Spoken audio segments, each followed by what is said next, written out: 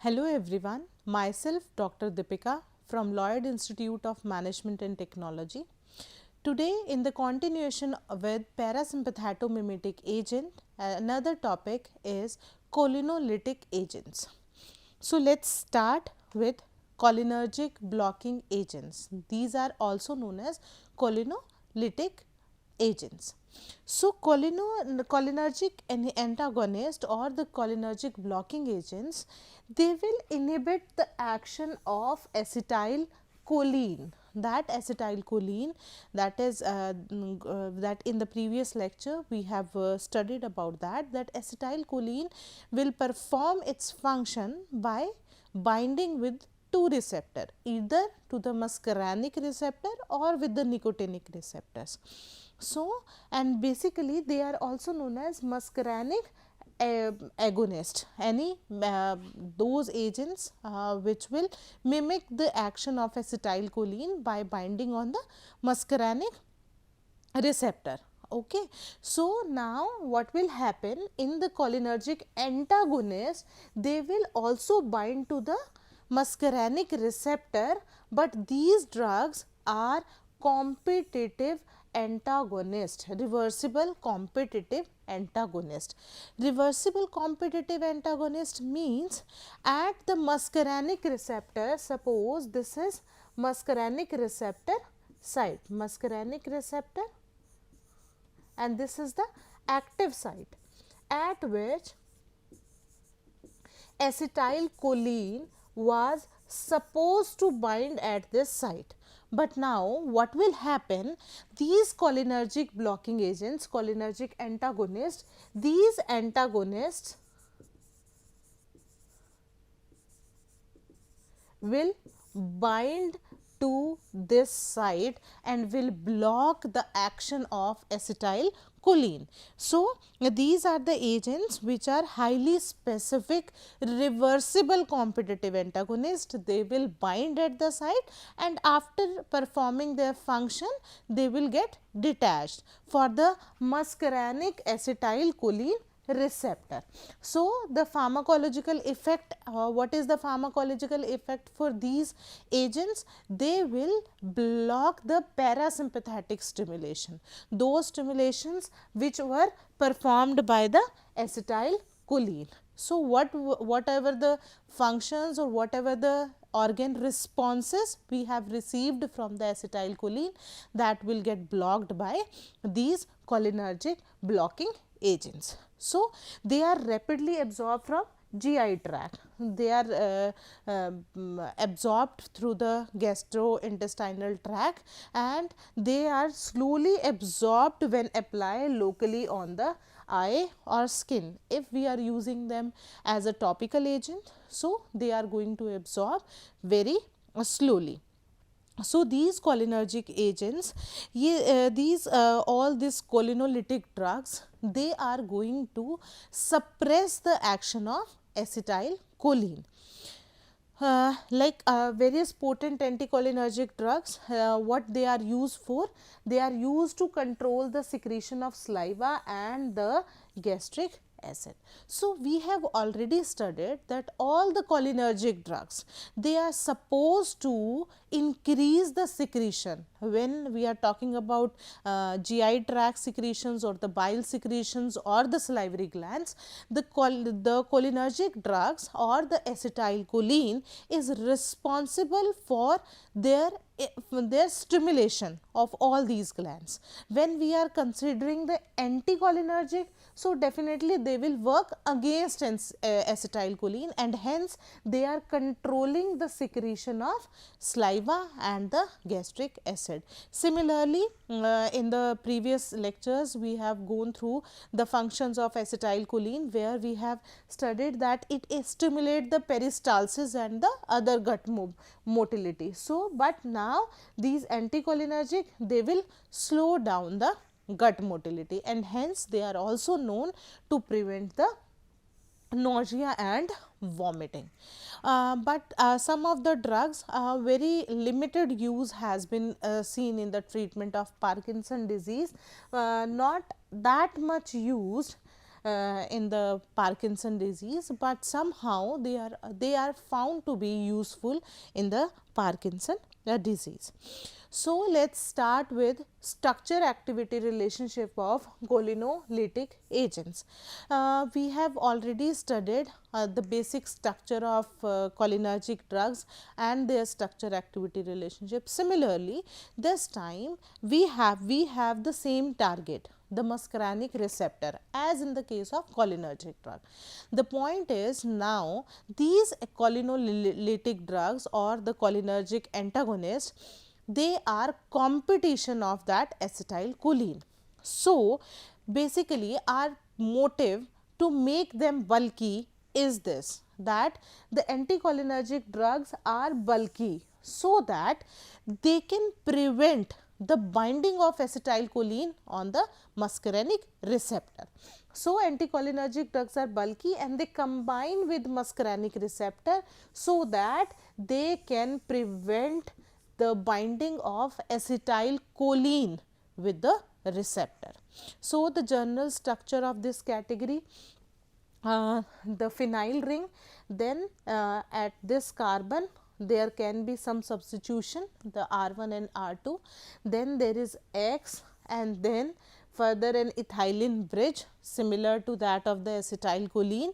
Further there is a nitrogen which is further substituted. So, this is a general structure for the cholinolytic drugs.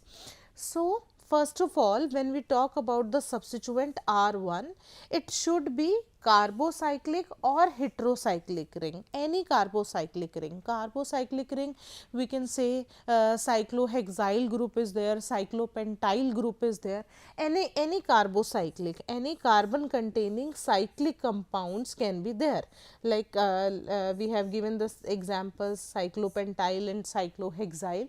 Apart from that, some heterocyclic rings can be there. To by having substitution at R1 with these carbocyclic or heterocyclic ring, that will lead to the maximum antagonistic activity. Further, if we look at the R2, then the substitution, it should be any hydrogen atom or hydroxy group or hydroxy methyl group or simple methyl group. So, any of them can be there at position R2. So, we have described these two positions, one with the carbocyclic, any cyclic compound containing carbon atoms only, or some of the heteroatoms can be there, like if we have substituted any carbon with the nitrogen or any carbon with the oxygen or something like that. Any carbocyclic or heterocyclic compound can be there, but these all both should be in the cyclic form. So, further they will possess the maximum antagonist activity. When we talk about the R2 position, then it should be somehow less bulkier as compared to R1, like hydrogen atom can be an option. Apart from that, hydroxy group is there, hydroxy methyl group is there, and methyl group can be an option for R2. Further, so we have justified this part. Now, we will move to X.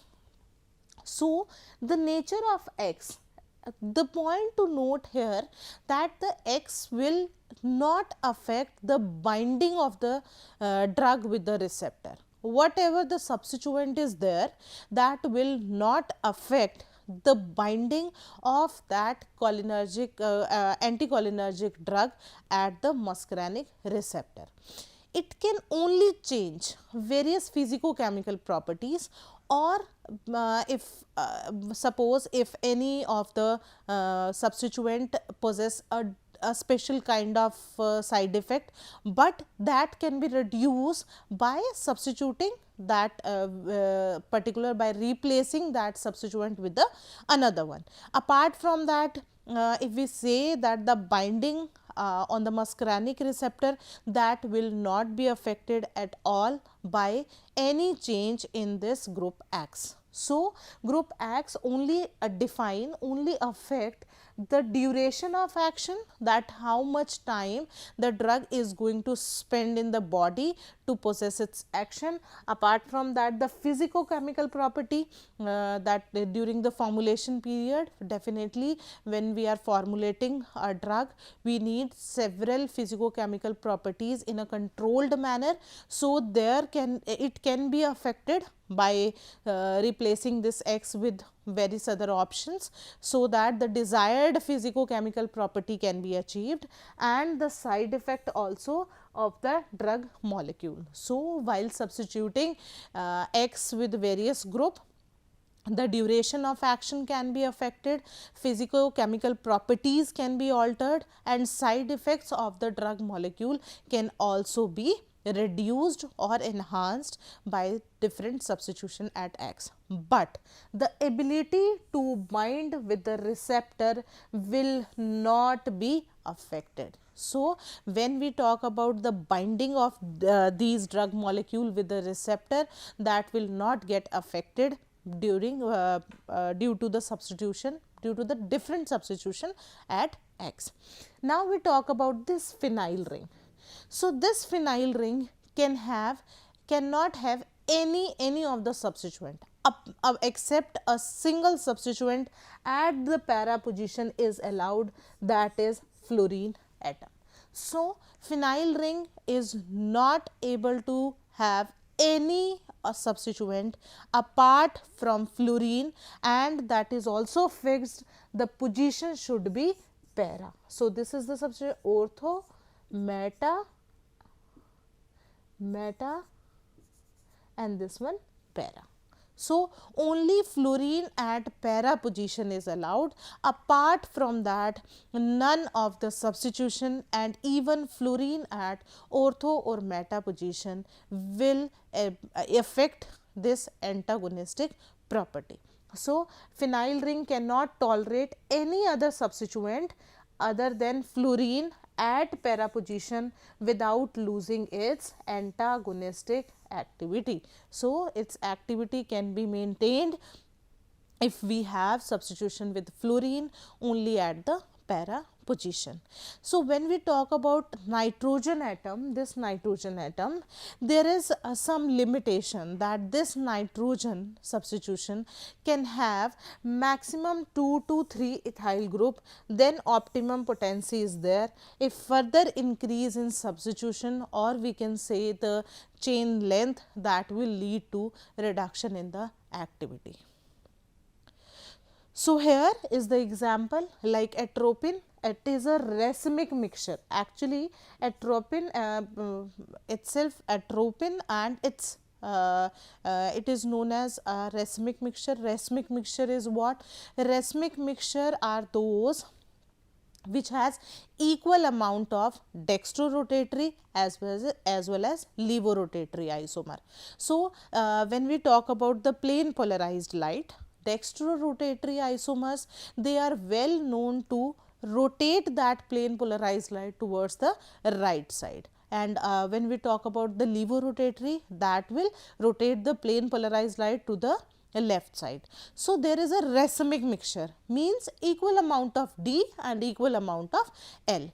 So, it means when a D isomer is rotating that plane polarized light towards the right side, but the L isomer will rotate the light towards the left side with the same extent. Hence, the racemic mixture will not change, will not deviate, will not rotate the plane polarized light towards either of the side. So, actually racemic mixture is equal amount of D and L isomer. When we talk about the atropine, its L isomer, that is known as hyoscyamine, that is 250 times more active when we compare it to the D isomer.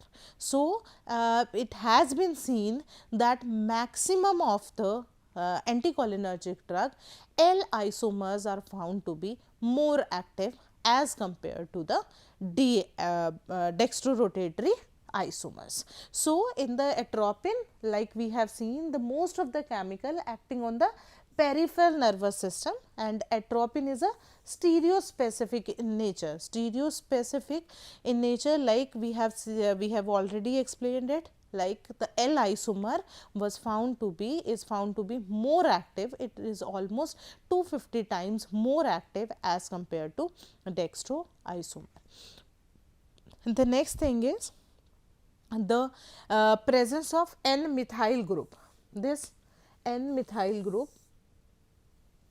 in atropine or scopolamine, that will change the activity of a ligand, and possibly because they are preventing a close interaction between the ligand and the membrane of or the lipophilic site of the receptor. So, this is the main reason, the methyl group is the main reason that will affect, that will prevent the penetration into the brain. So, we can say this methyl group is responsible for the prevention of penetration of drug into the brain, because it changes the activity of ligand. Basically, what is happening here, there is a close interaction of ligand molecule with the lipophilic site of receptor, but now because of the presence of this methyl group, which is actually not that much lipophilic. So, what will happen now, that will prevent the interaction of the ligand with the lipophilic site of the receptor, and hence it will not allow the penetration of drug into the brain. So, hence this is the reason that it does not allow the penetration of drug into the brain. So, now the next is therapeutic uses of the anticholinergic drug. Where can we use these anticholinergic drugs? The first thing is that it will inhibit the parasympathetic transmissions. Exactly, because parasympathetic transmission, it is parasympathetic transmission is being done through the acetylcholine. Now, we are using anticholinergic drugs. So, the anticholinergic drugs are blocking the action of acetylcholine, and hence the parasympathetic transmission will not occur. So, this is the reason that it will inhibit the parasympathetic transmission. So, like a mydriasis with the cycloplegia. So, in this case mydriasis with the cycloplegia. Cycloplegia is a condition of in which there is there is severe eye pain, we can say, in the case of cycloplegia, and all the ciliary muscles, they will get relaxed. So, because of, in those cases we can use them, and further anticholinergic drugs are used to decrease the saliva production. So, before the surgery, because we need to decrease the secretions, in those cases we use anticholinergic drug, so that can reduce the production of saliva. It decreases the motility of smooth muscles. The motility of smooth muscle can be decreased. Further, inhibition of vagal transmission to the heart, because vagal transmission is to bringing the normal, the actually vagal transmission is somehow related to the parasympathetic transmission. So, it can be inhibited by anticholinergic drug. It also decreases the bronchial secretions. We have already studied acetylcholine is responsible for maximum of the secretion except sweat, as we have discussed in the previous lecture. So, they are going to decrease the secretion, decrease in the urinary incontinence. So, these are the therapeutic uses of anticholinergic drugs.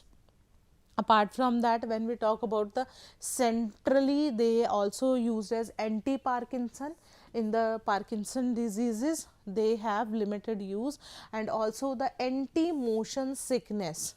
So in the case of, if someone is facing motion sickness issues, that can be, that we have already studied, like they also used to reduce or inhibit the vomiting. So they are also known as anti-motion sickness. If anticholinergic drugs are non-quaternary amine derivatives, non-quaternary amine derivative, now they would be able to cross the blood brain barrier, because they now they have a chance that they can cross this blood brain barrier. So they have the therapeutic action or the side effect that include central nervous system. So when any of the anticholinergic drug, that is the amine part, the nitrogen, where have we seen, like it can we have given the option like 2 to 3 ethyl groups can be there. So if one of the compound which contain only 2 ethyl groups, so this is non-quaternary amine. So this is non-quaternary amine. Now they would be able to cross the blood brain barrier, because in the quaternary amine they are in the ionized form. This nitrogen atom will carry the positive charge in that case. So they won't be able to cross the blood brain barrier. But when there is non-quaternary amine derivative, that will definitely cross the blood brain barrier, and they may have any therapeutic action that is associated with central nervous system, and similarly there may be some side effects that is associated with the central nervous system.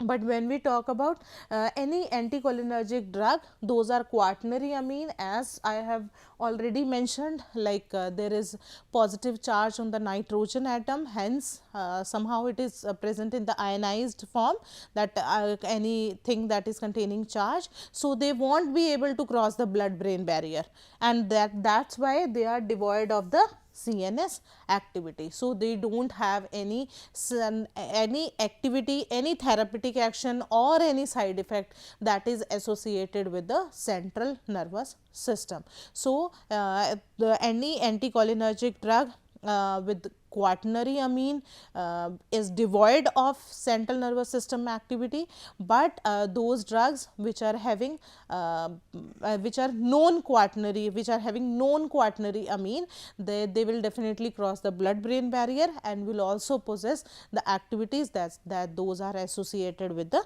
central nervous system. These are the some expected side effects that can be possessed by anticholinergic agents, like photophobia, cycloplegia, that we have already discussed because of the ciliary muscle relaxation, dry mouth, tachycardia, as we have discussed, they will work against the acetylcholine. So as we have seen, acetylcholine was there to reduce the heart rate, but they will act against them. So sometimes it may lead to tachycardia, difficult urination, and red skin, that is atropine flush. What happen in atropine flush? Sometimes it also happens at the toxic level, or even when they are administered through the through intravenous route.